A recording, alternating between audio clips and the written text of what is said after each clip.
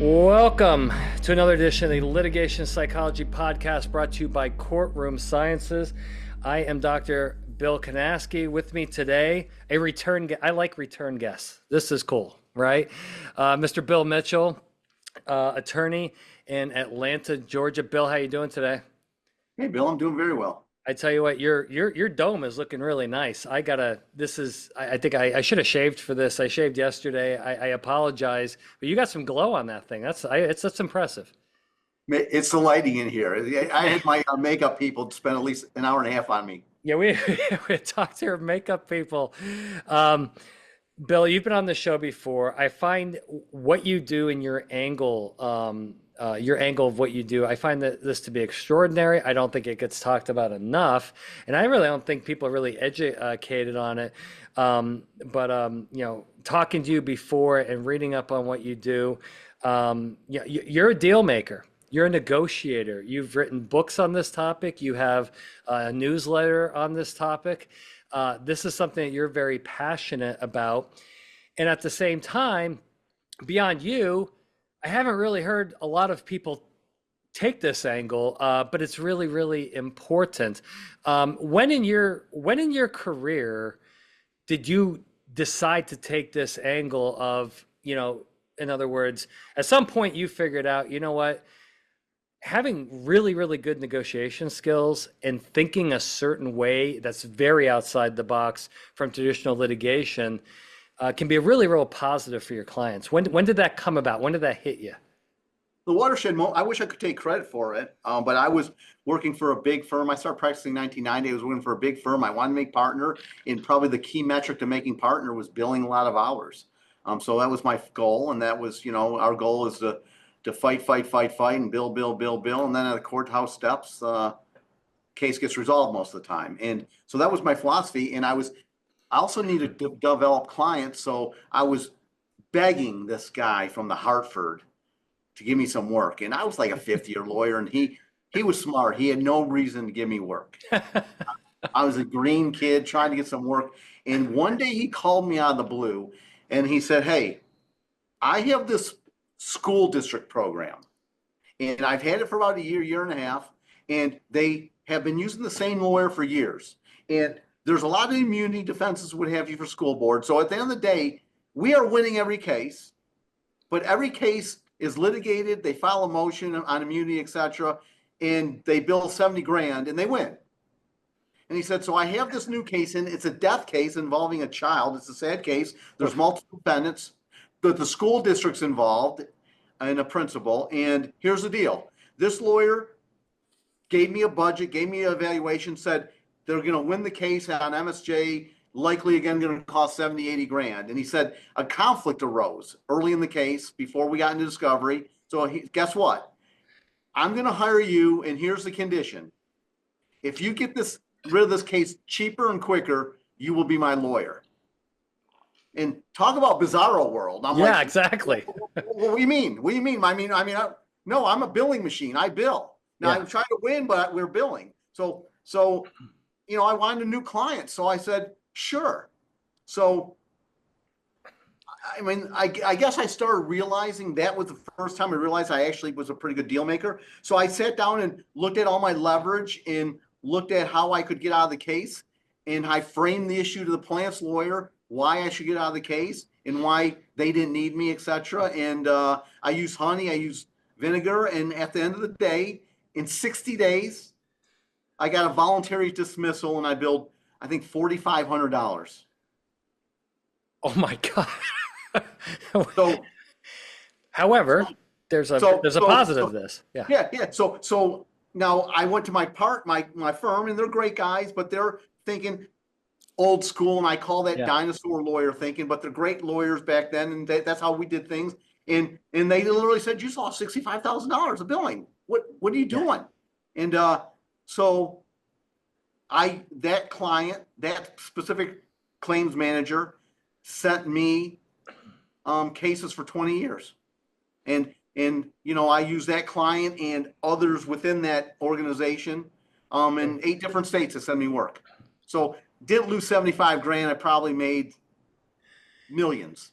And that's a type of math that I think makes some people uncomfortable. It's maybe hard to get your head around, but I agree with you. And I've heard I have heard some other defense counsels who said the same thing. Funny story. I had a similar story where um, I um, I was prepping witnesses for a client for a key case for deposition, and the witness this is an attorney I'd never worked with before, and the witnesses were exceptional at deposition. And shortly afterwards, the plaintiff counsel figured out I'm barking up the rock. I didn't get what I wanted at the dep, and they settled the case. So I called the defense attorney, like, oh, like, let's go, like, let's, like, high five. What? And he's mad at me. He's mad at me. I go, wait a second. I'm like, wait, the witnesses did great. Your client's in great. Like, this is a win for everybody. He's like, you just killed 2 years of billing. Nah. But, and as like, really, that's where we're going. But this is true. And this has happened more than once.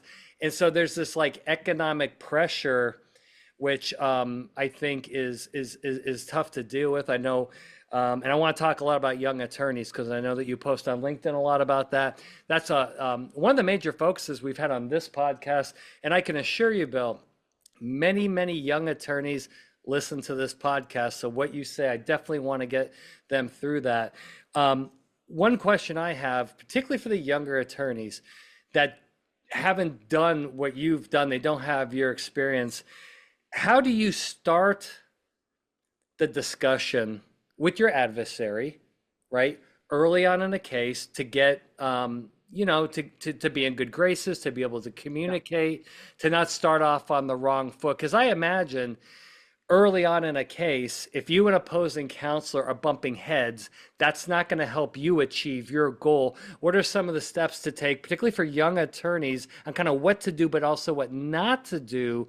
Because you start bumping heads, that can really extend the timeline of the litigation and really break down communication, right? Yeah.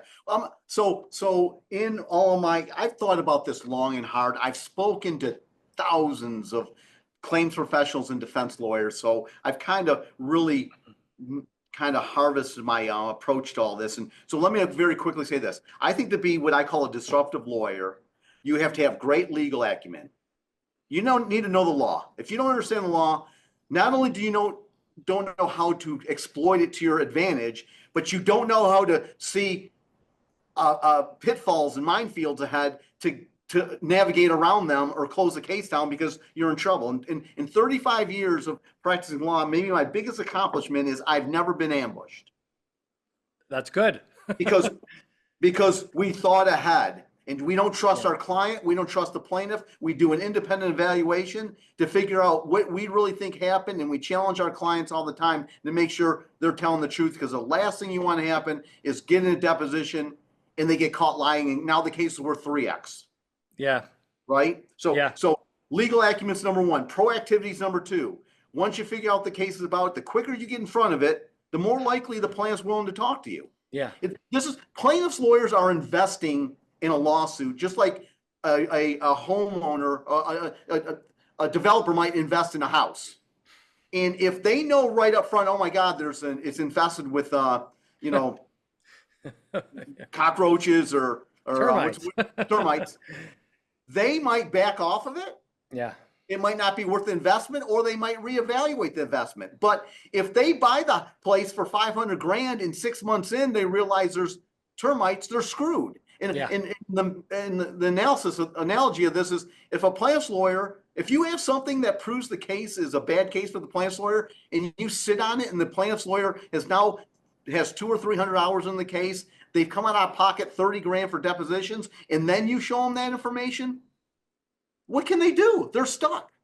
They got to still fight you and find a way. You do it early on, they might walk away or settle it for some de minimis amount. So you got to be proactive. You have to have emotional intelligence, which is what your question really hit on. And years ago, I was a moron. When I was a young attorney, I was a moron. Me too.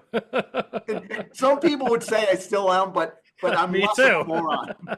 I'm less of a moron in that I used to, call the other side and attack their case.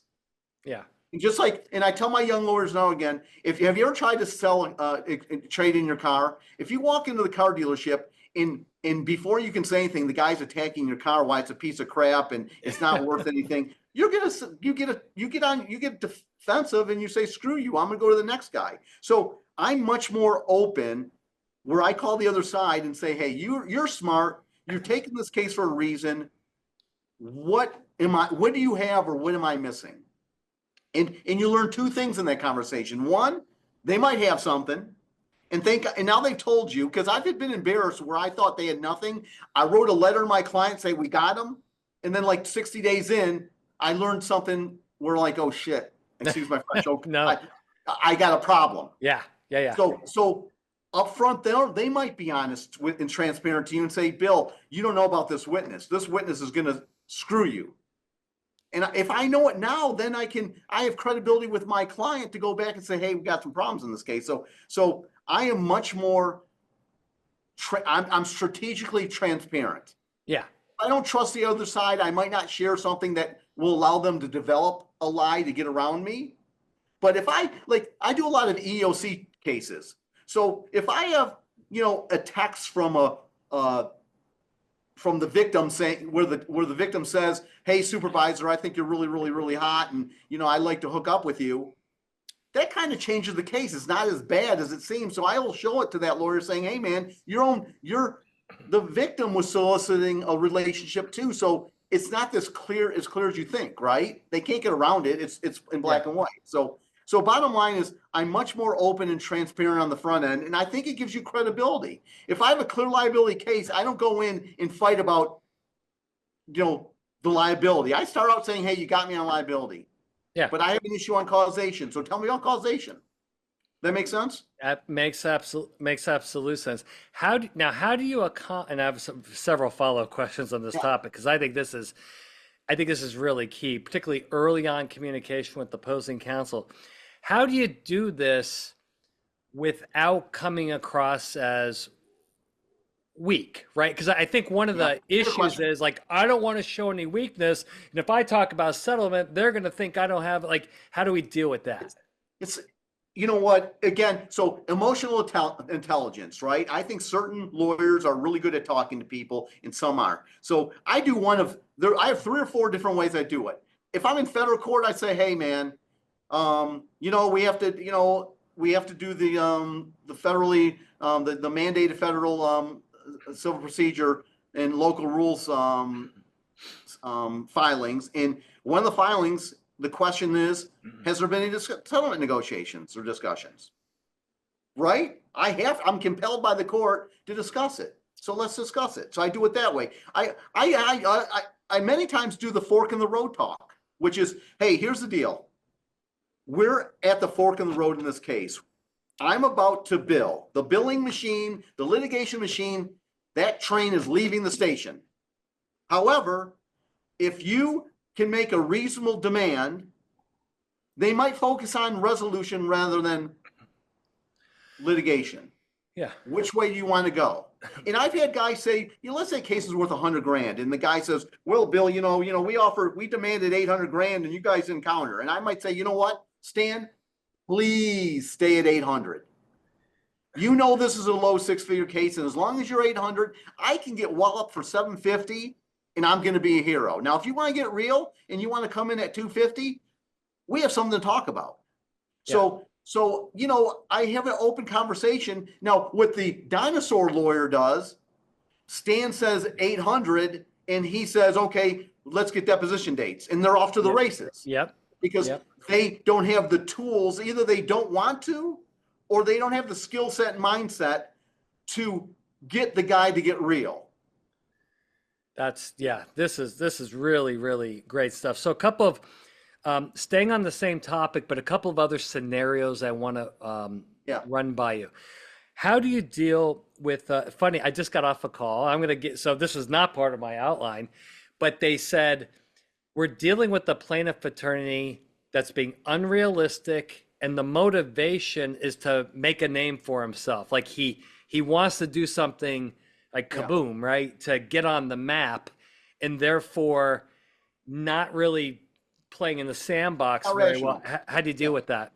Well, two things. One, so I have a saying, when my people says that lawyer's unrealistic or crazy, I ask them, are they unrealistic or are they uneducated?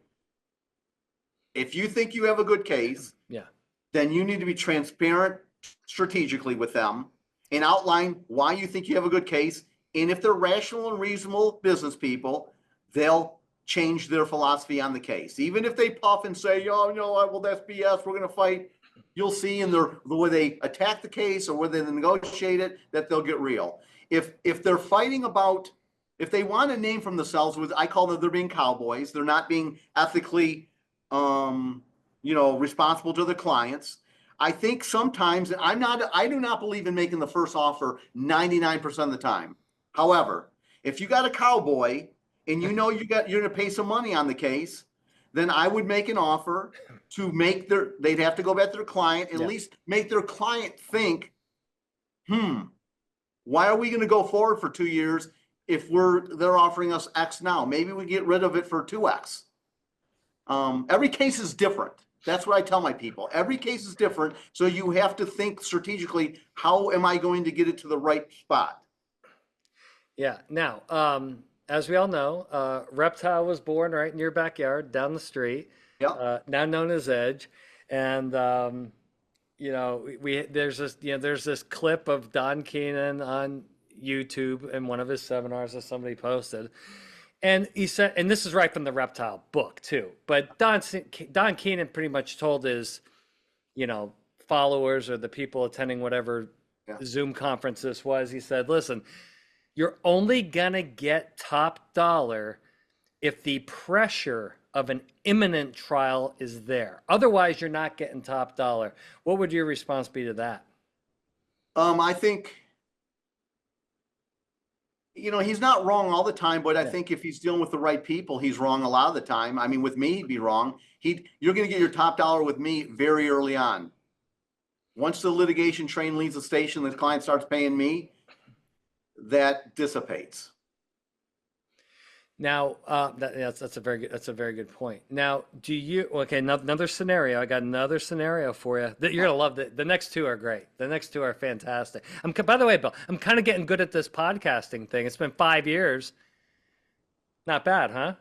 No, actually, you are. You're I mean, you're streaming. I'm not I'm not Joe Rogan, but I'm getting there. You're almost as big as Joe Rogan. You're cut, man. yeah, I think I'm a lot taller than Joe too. I think, but yeah, no, he's not. I actually enjoy his podcast, but we're not going 3.5 hours like he does, or 2.5 hours. Nobody would listen. Okay, here's an interesting scenario. All right. You have a co-defendant that's an asshole. So now you're not only dealing with your adversary, but now you have an adverse co-defendant. This makes things maybe 2 or 3 more times complicated. How do you Right. juggle that? Because now it's like 3D chess, right? Yeah. And you're hitting. So I'm going to answer the question, but I want to say something up front. My philosophy. I don't say my philosophy, mindset, skill set works 100% of the time. Sure. But if you get 100 cases and you implement it 100 times, it might be successful 60, 70% of the time. Yep. A dinosaur lawyer, it's going to be successful 1% or 5% of the time. So, as long as I'm out there swinging, I'm going to have success. And that 50, 60% of the time is going to save millions in legal fees. Yeah. Millions. But getting back to your scenario, I'm involved in several, over the years, like construction defect cases. Oh, those are the worst. Oh, And everybody's blaming everybody. yeah, in many, if you, and of course you might have multiple indemnities, but I have cases where, it's, the plaintiff just sued 20 people, and I really have, I call it, I'm the tip of the tail of the dog on exposure. I'll go to the plaintiff's lawyer and say, hey, I'll go to my client and say, here's the deal. I think we have no liability, but the problem is this. I'm going to bill 250 grand and sit in 35 depositions, and you're going to kick their ass negative 250. Or I can go to the plaintiff and say, hey, I'm the tip of the tail of the dog. I'm never going to pay anything at mediation, but I might be able to pay you right now to get out of this case for 100 grand. What do you want to do? and get a negotiation. Now, here's what I'm emphasizing. And I tell my people, because I have some people on LinkedIn say, well, you're just about settling. No, I'm not. I'm about informing my client. My client defines a win, but my client cannot define a win until they have all the information in front of them. And I just did a training here in Atlanta for my own team last week, and I use the car metaphor. When you go to the car dealership to buy a car, and you go in the dealership and you go in the showroom and you see a car, what's the very first thing you do? Here, look at the price. You look at the price. Yeah, that's the first thing you do. First thing you do. Yeah.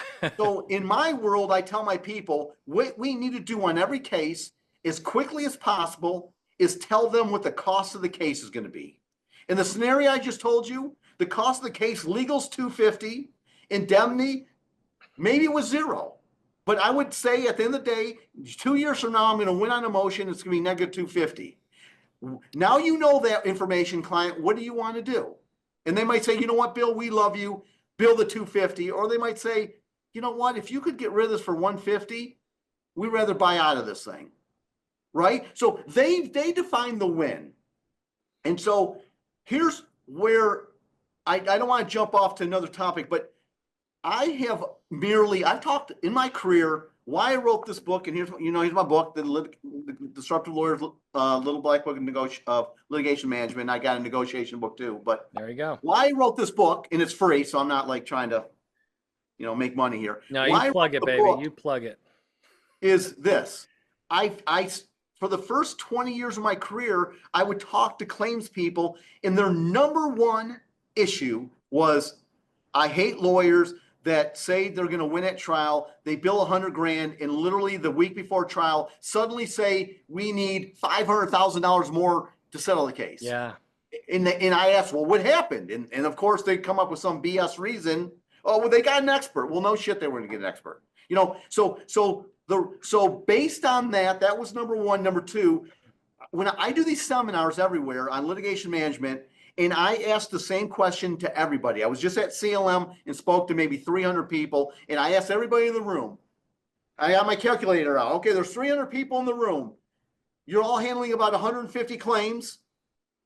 In over 2 years, that's 300 claims. So 300 times 300 is what? 90,000. Raise your hand if you tried a case in the last 2 years. Literally, 6 people will raise their hand. Wow.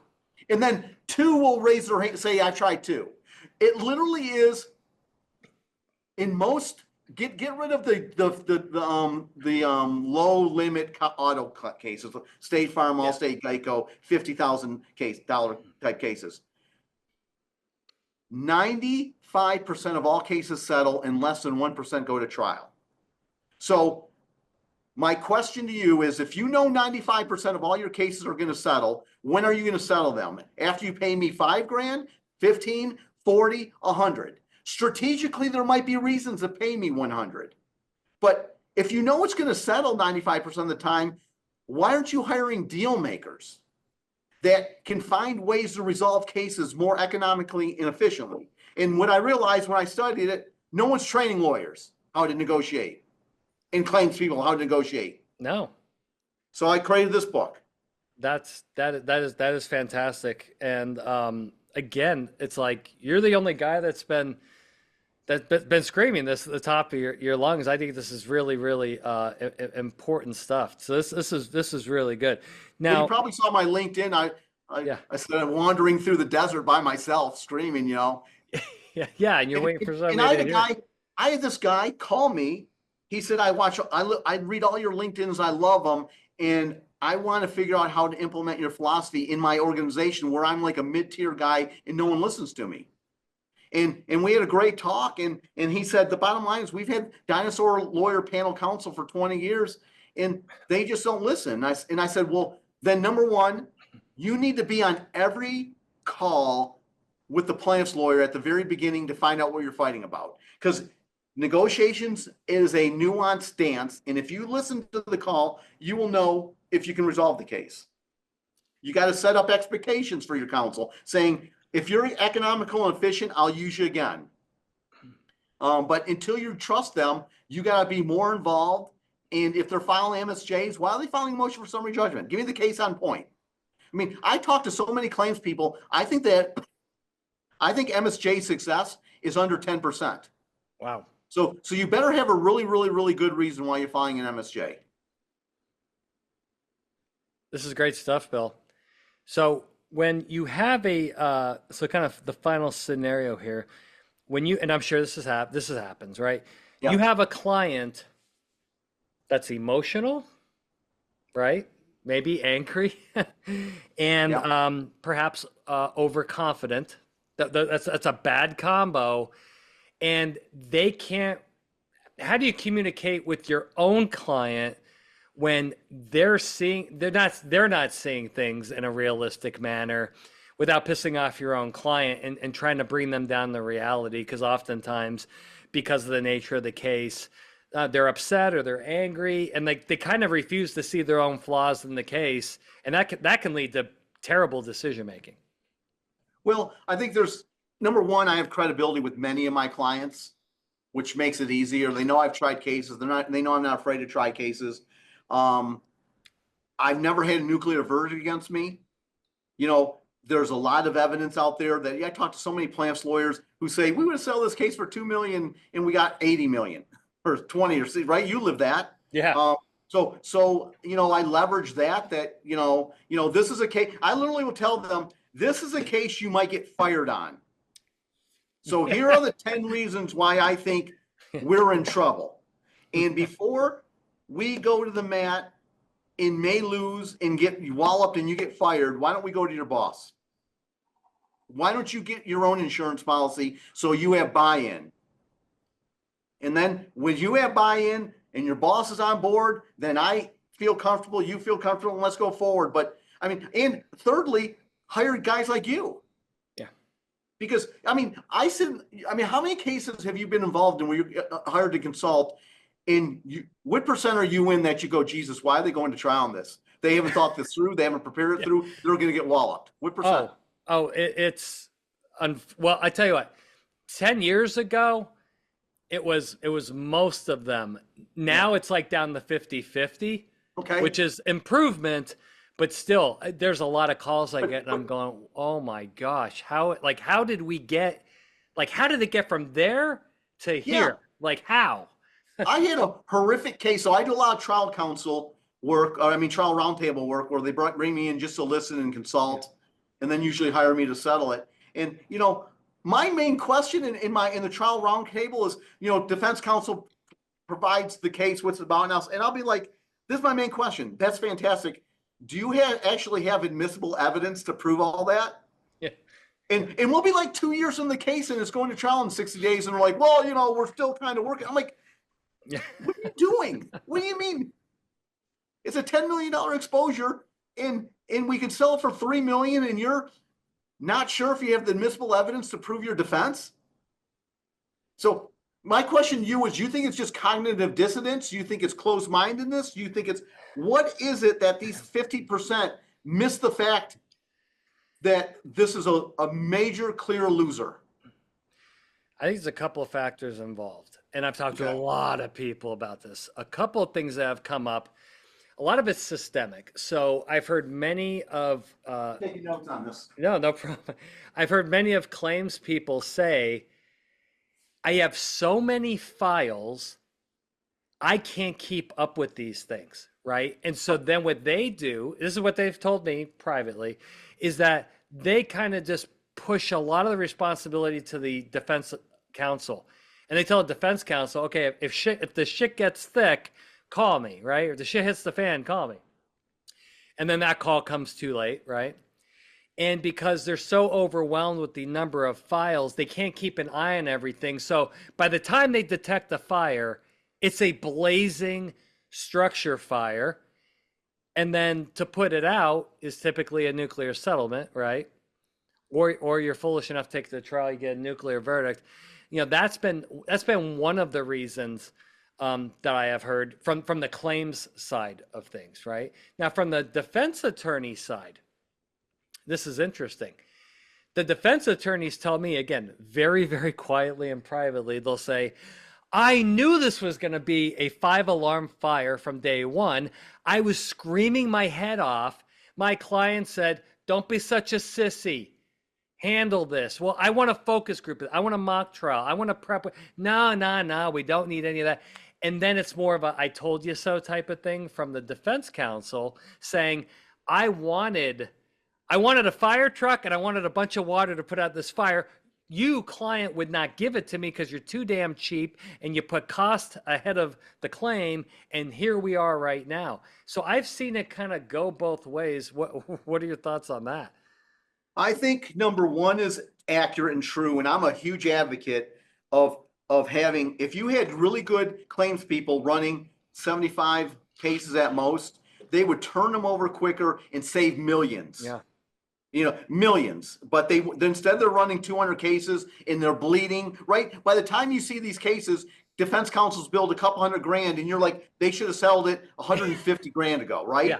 So that's number one. Now, I think defense counsel are doing the same thing. They're so busy. Yep. And they have young lawyers running these cases and they get out of control and have an oh crap moment, but it's 18 months into it. Yeah. And this has come up recently. I did a talk in California last week, and this issue came up. And I know you're on LinkedIn a lot. I follow you. I like all your posts. I think it's a good medium to get some of these ideas out there. The number one post by far I see on LinkedIn from defense attorneys is, "We are hiring and looking for help, Bill."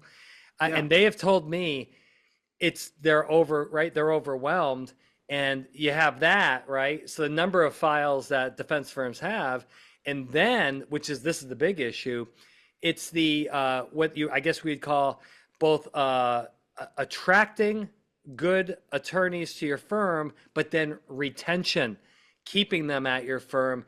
There's a lot of bouncing around. And what I have heard from senior equity partners is that's their number one headache. It's not just attracting the talent, but somehow keeping them there when you have all these younger attorneys bouncing around for maybe a better salary or whatever. Is that something you've seen in the industry? And how does the defense deal with that? Because this is a nationwide problem. It's our number one issue, and we literally 2 years ago invested a lot of money into training and culture. Yep. A lot. We give away tickets, meals. We have a cornhole team.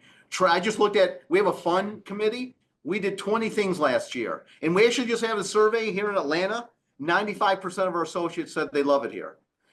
So investing in all this cultural stuff and training stuff. I hired a training guy from the Hartford because you're investing in getting them better. And we have huge opportunity because we have a lot of new clients, and the new clients need lawyers. And frankly, we say no.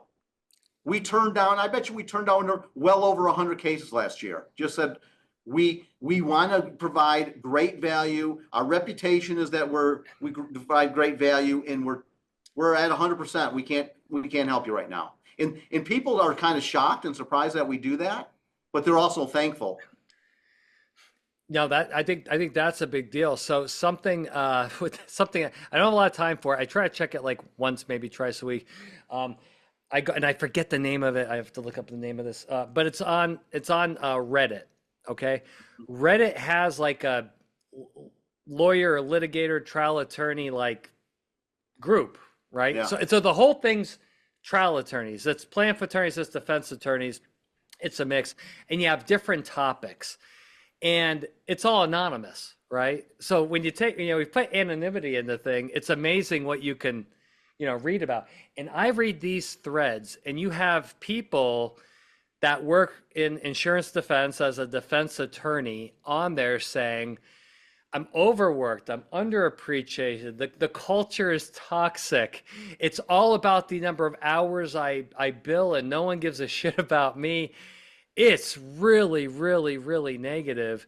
And I have seen some defense firms that it sounds like yours as well, that are trying to really put a lot of effort and time and energy into building a culture that's going to be attractive, not just to attract people. I think the hardest part is to keep them, right? And I think I think if that can happen across defense firms, that would improve retention. Because I gotta tell you, when you have a bunch of attorneys bouncing around, it's hard to maintain stability. And then when you lose a couple and you think you're busy, you know how it happens if you lose somebody. Now the busyness spreads to everybody, and it's just impossible to give the files the amount of attention. Like you said, by the time you recognize you've got a problem, like it's too late. Yeah, you got to be proactive Yeah.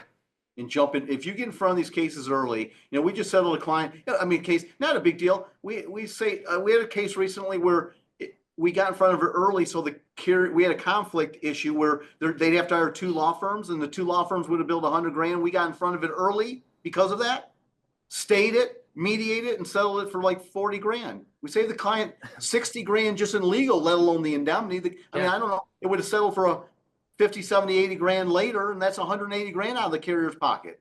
But our problem, I will tell you this, and we had talked about it for a minute, I think a couple of days ago, is,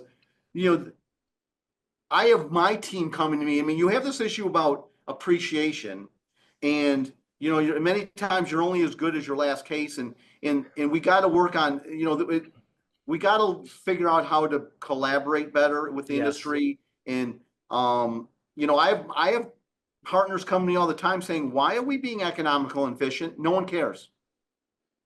It happens all the time. And I'm a very principled guy, and I have almost once thought, but I keep telling them, we do the right thing because that's the right thing to do. If we can get rid of a case and bill $5,000 versus 50, we do it every time. And if they don't know or care, and let's face it, the average claims adjuster, they're not getting metriced on saving 40 or 50 grand in attorney's fees. What they get metrics on is the reports in, is the budget in, right? So there's nothing there really pushing economy and efficiency directly. But what I tell my people, and I would tell claims people listening, I've said this for 5 years. I didn't know what AI was, but 5 years ago, I started telling people, there is a camera watching you.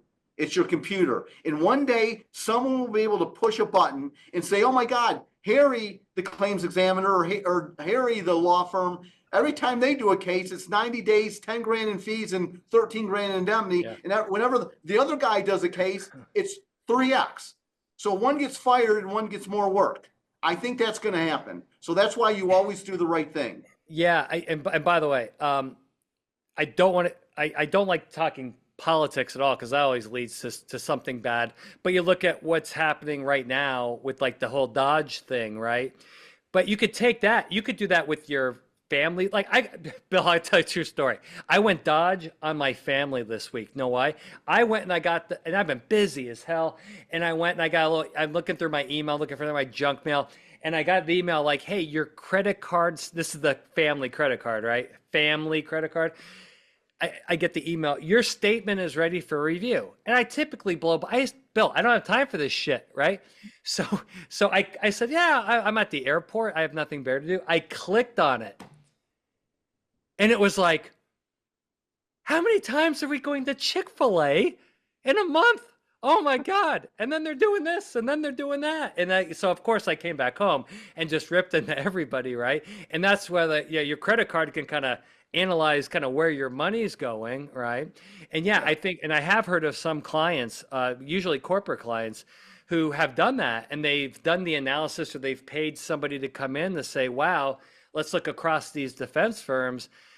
These get these results, but here's how much they cost, and they can start comparing costs. And I do think you're right. As the technology grows, particularly with AI, what it can do with numbers, I think you'd want to be on the more cost savings end of that equation, because if they see you as a money pit, right, it's going to get people's attention, and probably in the wrong way. And I'm waiting. I mean, what has befuddled me for the last decade is the insurance industry is so sophisticated. It's been around forever. And yet I'm pretty sure I was the first guy to do metrics and scorecards back in 1996. And I called it a scorecard. So maybe if somebody's done one before 1996, I wanted, because I want to get a rate increase. I went to a client and said, hey man, you sent me 10 cases. We thought they'd cost 250 grand and I only build 125. Can I get 10 buck rate increase? And they're like, well, yeah. I mean, wow, yeah, you did great. And Yeah. so I give scorecards to my clients. I've almost stopped because I give it to them and I say, how am I doing? And they'll go, this looks fantastic. And I'll say, well, how do I compare? And 100% say, we don't know. No one else does this. And I'm like, why don't you ask for it? Or why don't you have the ability to do this? And they don't. So they're not, you can only manage what you measure, right? And if Yep.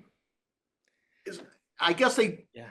I don't know if they don't believe, like, I think they don't believe lawyers and really, really good lawyers, deal makers and claims people are different.